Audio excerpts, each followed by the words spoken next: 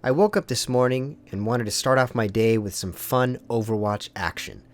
I booted up my computer, started the client, and hopped into a competitive game. The match started like any other, with everyone in voice chat arguing over what characters other people should and shouldn't play.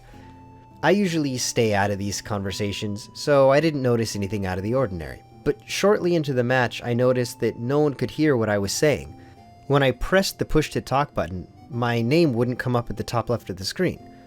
Pressing P, I noticed that I was in the voice chat, but the little microphone next to my name was muted.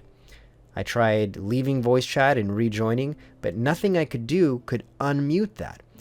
I decided to go into my options and check my settings. Everything was normal. I was using the right devices. Everything was connected. So what's going on? It was here that I decided to check online to see if this problem was happening to anyone else. One post suggested that if this happens to you, you should check your email because Blizzard may have muted you. Sure enough, in my inbox, dated last night, right around the time I was finishing a losing competitive game, I had an email from Blizzard stating that my account was silenced due to abusive chat. Players reported you for abusive language multiple times. Now I know that this couldn't have been just from the one game last night, but it still doesn't state exactly what abusive chat means. Further research led me to a page on battle.net where Blizzard states that if you are reported multiple times for abusive chat or even just spam, they reserve the right to silence your account for any amount of time that they see fit. If you think you've been silenced but you didn't see an email from Blizzard, you can always check your status on your account management page on Battle.net. Scroll to the game and you can see whether or not your account has been silenced.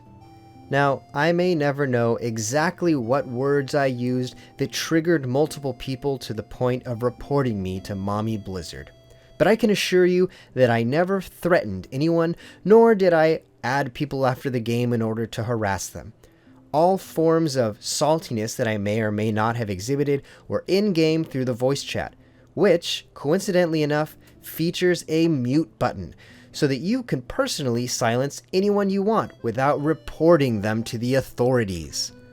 I respect Blizzard's right to enforce whatever rules they see fit over their own intellectual property.